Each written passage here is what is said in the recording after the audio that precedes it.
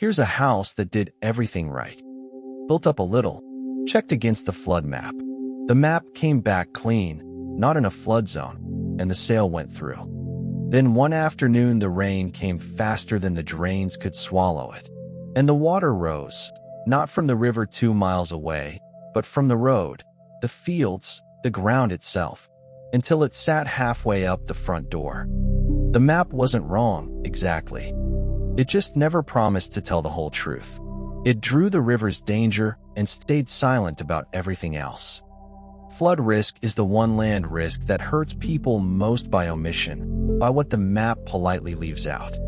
I read land for a living, the data under it, across dozens of countries, and I'm going to show you what the flood map won't say and how to check it yourself, anywhere on Earth.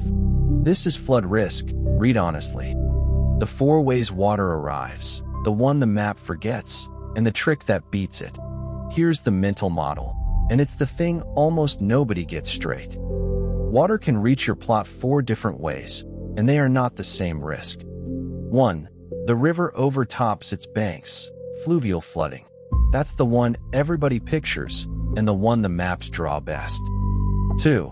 The rain falls faster than the ground, and the drains can take it, and it simply runs downhill and pools, surface water, or pluvial flooding. This one can happen miles from any river, on ground that looks perfectly safe. 3. The sea pushes in on a storm surge, coastal. And 4. The groundwater itself rises up from below into your basement and foundations. Now here's the catch that the whole episode turns on. The official flood zone map usually draws number 1 and number 3, the river and the sea. Numbers 2 and 4, the rain and the rising water table, it very often leaves blank. And blank is not the same as safe. So let's deal with the sentence that does the most damage in the whole buying process. It's not in a flood zone. Sellers say it, agents say it, and it sounds like an all clear. But read it literally. It means the plot is not inside a mapped flood zone, and those zones are almost always drawn for the river and the coast. It is a statement about 1 or 2 of the 4 mechanisms, dressed up as a statement about all of them. The plot can be miles from any river, sail straight past the flood zone check, and still sit in a shallow bowl where every heavy downpour pools half a meter deep, because surface water flooding follows the terrain, not the river.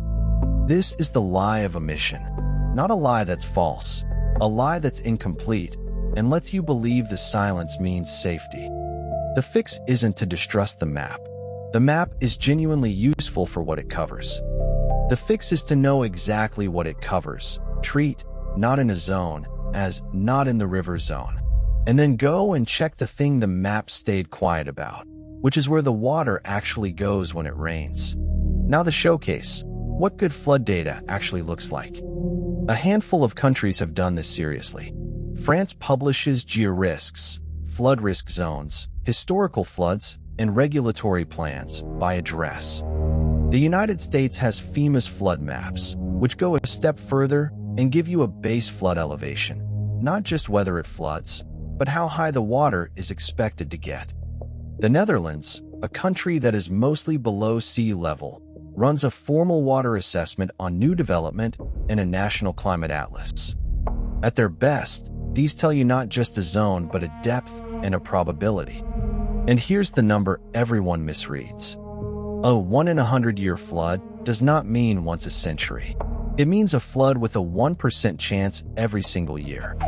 Every year, independently. Which means over the life of a 30-year mortgage, the chance that plot sees its 100-year flood at least once is not 1%. It's about 26%. Better than 1 in 4. And that math was calculated on yesterday's climate. The rainfall driving surface water flooding is intensifying, so the real odds are drifting the wrong way. So even where the map is excellent, read the probability honestly. Rare sounding is not the same as unlikely over the years you'll own it. So here's the signature problem and the portable fix. Your country probably does not publish a georisks or a FEMA map. Most don't, or it's coarse or behind a wall. But water obeys one rule everywhere, and it never changes. It flows downhill, and it pools at the lowest point. Which means the single most useful flood fact about any plot on Earth you can get for free anywhere. First, the global layer. There are worldwide flood hazard datasets built by the EU's Research Center and by global flood modelers that cover essentially the whole planet at a coarse but real resolution. Type in a coordinate, get a first read. Second, and this is the trick that beats most local maps, pull a simple elevation map, which exists globally, and ask two questions. How high does my plot sit above the nearest river, stream, or ditch? And is my plot at a local high point, or sitting in a dip where the neighborhood's water would collect? A plot 2 meters above the nearest watercourse, on a gentle rise, is in a completely different world from an identical-looking plot at the bottom of a bowl. No flood map needed, just elevation, the nearest blue line, and the shape of the ground. That combination, a global hazard layer for the odds, elevation versus water for the truth, works on every plot on the planet. Let me put a spotlight on the mechanism that does the quiet damage. Surface water flooding. Pluvial. The risk with no map and no mercy. Here's why it's so dangerous to a buyer.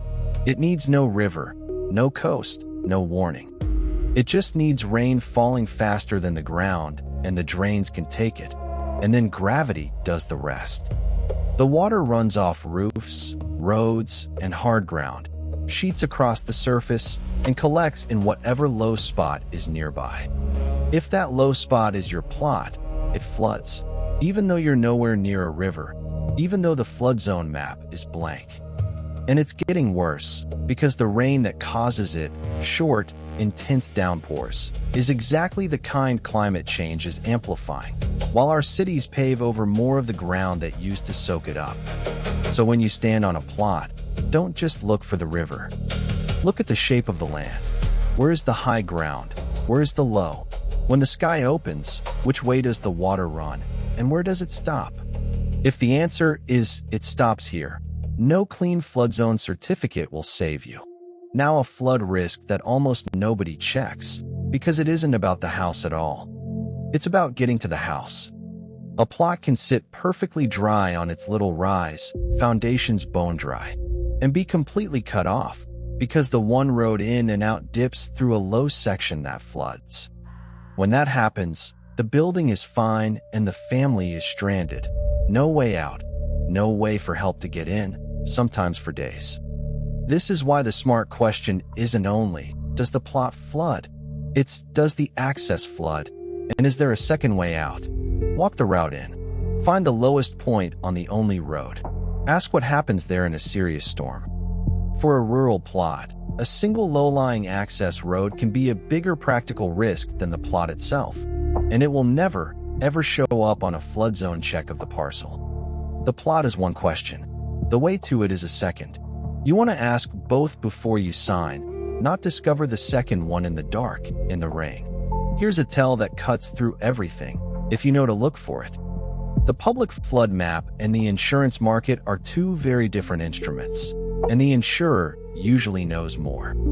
Flood insurers price risk plot by plot, blending the public maps with their own surface water models, claims history, and elevation data far finer than anything published for free. So if a property's flood cover is unexpectedly expensive, hard to get, or carries a big excess, that price is a signal. The market is telling you about a risk the public map left blank. It's the same logic as the radon test or the soil test in earlier episodes. When the free data is silent, find the party who has priced the risk and read their number. A quick flood insurance quote on a plot, before you buy, can reveal more about its real surface water risk than any zone map. And if nobody will insure it sensibly, that is the loudest no map needed answer you will ever get. Listen to the price. The price has done the homework the map skipped. Step back, and flood risk says something about data itself. The danger is global. Every continent floods, and increasingly in places that never used to. But the map of it is patchy and Even where it's excellent, partial. The best flood maps on Earth still mostly draw the river and the coast, and leave the rain and terrain risk for you to read. This is the asymmetry this whole channel keeps hitting. The hazard is universal, the map is incomplete, and the gap between them is exactly where people get hurt, because the gap is invisible until the water is in the hallway. But notice the escape hatch flooding hands you. The thing the maps omit, where water goes when it rains, is governed by terrain, and terrain is mapped everywhere, for free. So you are never truly in the dark. The richest country's flood model and the poorest country's elevation map are pointing at the same physics. Water runs downhill and pools at the bottom. Read the river map where it exists. Read the ground everywhere. That's not a workaround. That's just buying land honestly. So back to where we started, the house that did everything right and flooded anyway. Here's the honest version. The map didn't betray it. The map did its narrow job. It drew the river. What flooded that house was everything the map never claimed to cover. The rain, the terrain, the low spot the buyer couldn't read. Flood risk is the lie of omission, and the cure isn't a better certificate. It's reading the whole picture. The river zone and the surface water, the plot and the access road, the rare-sounding odds honestly multiplied over the years you'll own it. Most of that you can do yourself, for free, with a terrain map and a walk around the plot in your head when the sky opens. The hazard is the water. The risk is in what nobody drew. Quick honest note. This is educational, not flood risk or survey advice. For a real decision, get a proper flood report and a local professional. And pulling the best available flood layer for any plot, the official zone where it exists, the elevation and terrain red where it doesn't, the access route, the climate overlay. That's literally the tool I built. It's called Parcella, it's mine, and the link's in the description. If reading land like this is your kind of thing, stick around, the channel is full of it. See you in the next one.